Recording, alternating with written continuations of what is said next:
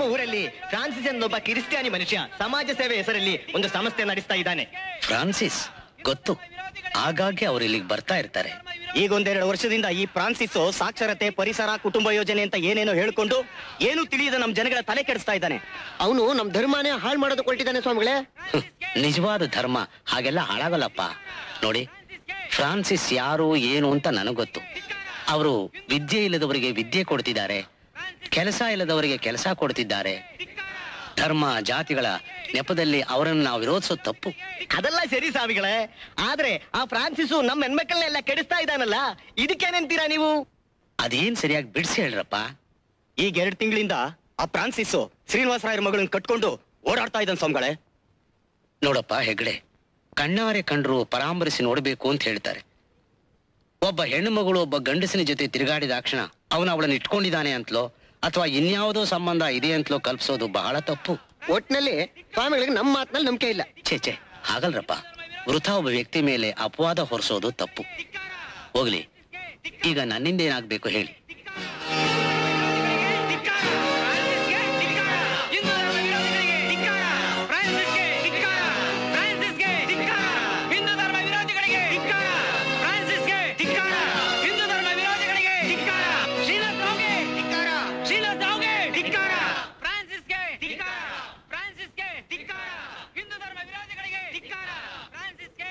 ಸ್ವಾಮಿಗಳು ನನ್ನ ಬರ ಹೇಳಿದ್ರಂತೆ. ಹೌದು ಶ್ರೀನಿವಾಸರಾಯರೇ, ನಿಮ್ಮ ಮಗಳ ಬಗ್ಗೆ ಮಠಕ್ಕೆ ಒಂದು ದೂರು ಬಂದಿದೆ. ಯಾವ ದೂರು ಸ್ವಾಮಿ? ಏನಪ್ಪ, ನೀವೆಲ್ಲ ಹೇಳಿದ್ದಾಯ್ತಲ್ಲ. ನಾನು ಶ್ರೀನಿವಾಸರಾಯರ ಹತ್ರ ಮಾತಾಡ್ತೇನೆ, ನೀವೆಲ್ಲ ಸ್ವಲ್ಪ ಆಚೆ ಇರಿ. ಸ್ವಾಮಿಗಳೇ, ನಾವು ಹೊರಗೋಗಕ್ ಮುಂಚೆ ಶ್ರೀನಿವಾಸರಾಯರು ನಮ್ಮ ಎದುರುಗಡೆನೆ ಮಾತಾಡ್ಲಿ. ಇವ್ರ ಮಗಳು ಯಾರ್ಯಾರ ಜೊತೆನ ಅಡ್ಡಾಡ್ಕೊಂಡು ನಮ್ಮೂರ್ಗೆ ಕೆಟ್ಟ ಹೆಸರು ತಂದಿದ್ದಾಳೆ. ನನ್ನ ಮಗಳು ಯಾರ ಜೊತೆನೂ ಓಡಾಡ್ತಾ ಇಲ್ಲ. ಓದಿ ಮನೇಲಿ ಸುಮ್ಮನೆ ಕೂತಿರ್ಬಾರ್ದು ಅಂತ ಹೇಳಿ ಫ್ರಾನ್ಸಿಸ್ ಅವರು ಸಮಾಜ ಸೇವಾ ಸಂಸ್ಥೆಯಲ್ಲಿ ನೌಕರಿಗೆ ಸೇರ್ಕೊಂಡಿದ್ದಾಳೆ. ಇಷ್ಟಕ್ಕೆ ಇಲ್ಲದ ಬಣ್ಣ ಕಟ್ಟಿ ಮಾತಾಡಿದ್ರೆ ಅದು ಅವ್ರ ತಪ್ಪೆ ಹೊರತು ನನ್ನ ಮಗಳದ್ದಲ್ಲ. ನಿಮ್ ಮಗಳಿಗೂ ಆ ಫ್ರಾನ್ಸಿಸ್ಗೂ ಏನು ಸಂಬಂಧ? ಫ್ರಾನ್ಸಿಸ್ಗೂ ನನ್ನ ಮಗಳಿಗೂ ಯಾವ ಸಂಬಂಧವೂ ಇಲ್ಲ. ಒಂದು ವೇಳೆ ಅವ್ರ ನಡುವೆ ಸಂಬಂಧ ಇದ್ರೂ ನಾನು ಅದನ್ನ ವಿರೋಧಿಸೋದು ಇಲ್ಲ.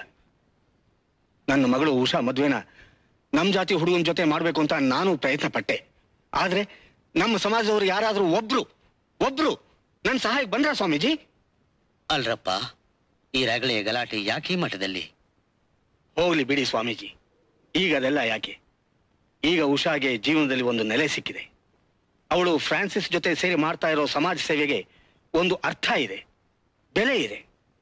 ಆದ್ರೆ ಒಂದು ಮಾತು ಸ್ವಾಮೀಜಿ, ಧರ್ಮದ ಹೆಸರಿನಲ್ಲಿ ರಾಜಕೀಯ ಮಾಡಿ ತಮ್ಮ ಸ್ವಾರ್ಥ ಸಾಧಿಸ್ತಾ ಇರೋ ಇಂಥ ಜನರ ಜೊತೆ ಈ ಮಠ ದಯವಿಟ್ಟು ಶಾಮೀಲಾಗಬಾರದು. ಇನ್ನು ನನ್ನ ಮಗಳ ವಿಷಯ ಹೇಳಿದ್ನಲ್ಲ, ನಾಳೆ ಉಷಾ ಫ್ರಾನ್ಸಿಸ್ ಜೊತೆ ಮದುವೆ ಆದ್ರೂ ನಾನ್ ಬೇಡ ಅನ್ನೋದಿಲ್ಲ. ಫ್ರಾನ್ಸಿಸ್, ನೋಡು ಮಗು, ನಮ್ಮ ಸಮಾಜದಲ್ಲಿ ನನಗೆ ತಿಳಿದ ಮಟ್ಟಿಗೆ ಇವತ್ತಿನವರೆಗೂ ಯಾವುದೇ ಜಾತಿ ಗಲಭೆ ಉಂಟಾಗಿಲ್ಲ. ಈಗ ನಾವು ಎಲ್ಲಾ ಧರ್ಮಗಳ ಜೊತೆ ಬೆರೆತು ಸುಖದಿಂದ ಸಾಮರಸ್ಯದಿಂದ ಬಾಳುತ್ತಿದ್ದೇವೆ. ಆದುದರಿಂದ ನಿನ್ನ ಉಷಾ ಮದುವೆ ಸಂಬಂಧದಿಂದಾಗಿ ನಮ್ಮ ಸಮಾಜದಲ್ಲಿ ನಮ್ಮ ಧರ್ಮಗಳ ಮಧ್ಯೆ ಯಾವುದೇ ಅಶಾಂತಿ ಗಲಭೆ ಉಂಟಾಗುವುದು ಬೇಡ. ಫಾದರ್, ನಾನಾಗೆ ಉಷಾಳ ಜೊತೆಗೆ ಯಾವ ಸಂಬಂಧವನ್ನು ಬೆಳೆಸಲಿಲ್ಲ. ನನ್ನ ಮತ್ತು ಉಷಾಳ ಸಂಬಂಧ ಆಫೀಸ್ ಕೆಲಸಕ್ಕೆ ಮಾತ್ರ ಸೀಮಿತವಾಗಿತ್ತು. ಆದರೆ ಅವಳ ಜೀವನದಲ್ಲಿ ಕೆಲವು ದುರ್ಘಟನೆಗಳು ನಡೆದು ಅವಳಿಗೆ ಹತಾಶಳಾಗಿದ್ದಾಳೆ. ಅವಳು ನನ್ನ ಆಶ್ರಯನ್ನು ಪಟ್ಟಿದ್ದಾಳೆ.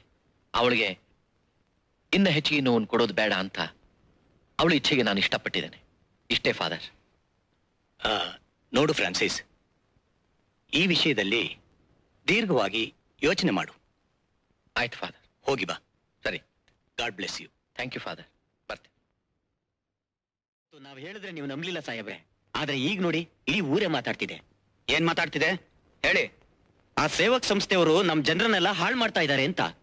ರೀ, ನಿಮ್ ಜೀವನದಲ್ಲಿ ಒಂದಾದ್ರೂ ಒಳ್ಳೆ ಕೆಲಸ ಮಾಡಿದಿರೇನ್ರಿ? ಆ ಫ್ರಾನ್ಸಿಸ್ ಇದಾನಲ್ಲ ಸರ್, ಅವರೇ ಇದೆಲ್ಲ ಮಾಡ್ತಾ ಇರೋದು.